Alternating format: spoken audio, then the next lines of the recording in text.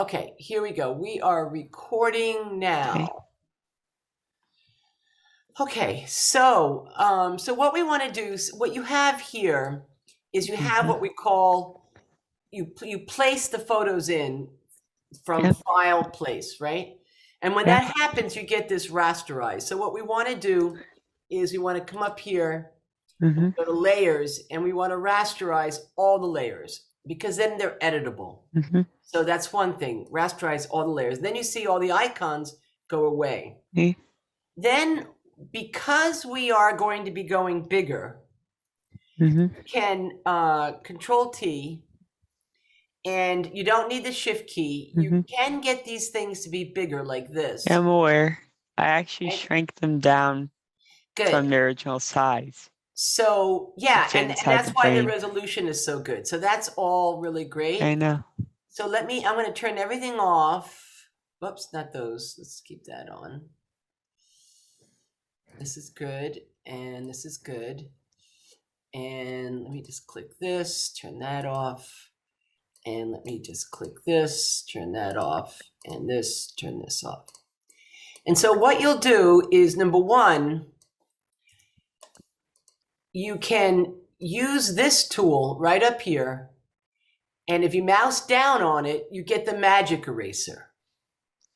And with the magic eraser, like I have 15, the tolerance up here is 15. By default, it should say 32. So I'm going to go back to 32.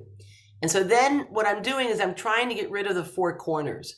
So then I'll take it like this, too much. So then you go back and go to like 10. And then 10 can pick it up like that, right? That's one way. Or better yet, why don't we do a marching ants? So marching ants, because you can see the irregularities. That quick mask, this one, what it's called, a magic eraser, it's good if it's a solid color. But there's all kinds of different colors in here, and there's a lot of white on the walls and white on the jacket. So that tool would not work. So the next tool you go to is we can go to marching ants. And in the marching ants, before you make it, you want to put a feather on it. And the feather is up here. So I'm going to do a feather of 10. Now I can increase this, but we'll see. And so I'm going to come down here to my Shift key down and Alt key down, and it will make a circle from the center. So I'm just going to get it so that they are slightly round. And then because I have a feather, what's going to happen is it's going to soften the edges. Feather softens edges. So then what I want on this image, and be sure that you're on the image, I'm going to inverse it. Go to Select, Inverse, and then I'm just going to hit Delete. And you see there is a softer edge.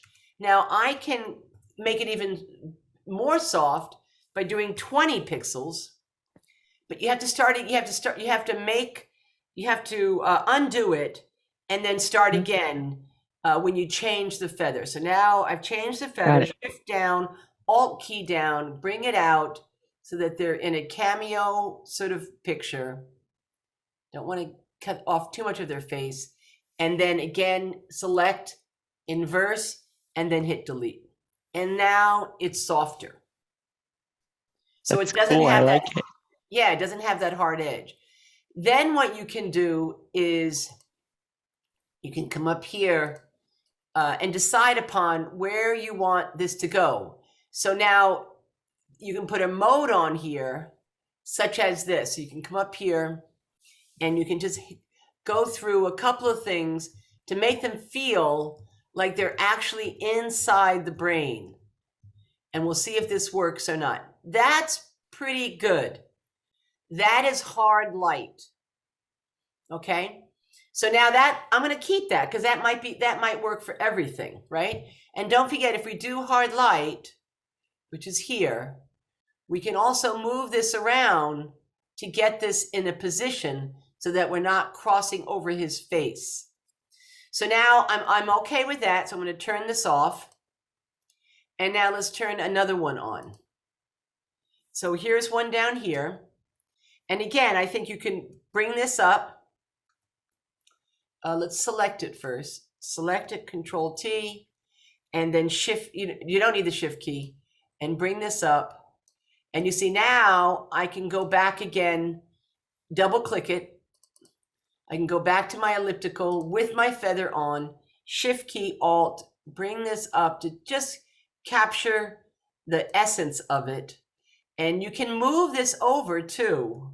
Let me show you that again. So again, let me do it over this way. You can move this, if you wait for that white arrow and mouse down, then you can move this around to be what a little bit that you might want to have, or having something like this. And then again, inverse, and then again, delete. And there's a soft edge. And then again, let's see if hard light works. See, hard light doesn't work on this one. Oh, here's hard light. Hard light's pretty good, still good. And so then, and then on this one, with your, this guy, I would make him very large, make him larger. And again, Alt key to keep it from the center. So you really get out to the very edges. And in actuality, you know what's interesting is I would duplicate this. I would actually bring this behind it. And what you would do is this, you would duplicate this, and then you would bring it down below it. And then on this one, you would erase the, what do you call it? Get the traditional eraser. And what I'm going to do is, I'm going to see this one has the edges. Okay, so now what I want to do is I'm going to erase the edges like this. So it looks like it's popping out, which is really kind of effective on that. So it really feels like it's holding it in.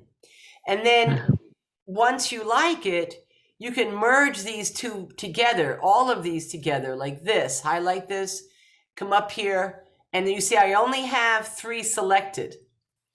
So you would need to turn everything off to be sure that nothing gets blended together. And you see I have these 3 selected, and then I can come up here to merge visible. Now they're one layer. Awesome. You see, that's how you can get, when you get too many things together and you know you want to get them to be piecemeal together. So that's what I would do. So then when you have something overlapping like this one, right here, you know, these are pretty, this is a very strong image. So you can, you know, bring this up, and then that other one that we just had, you might want to bring that up to here. You see?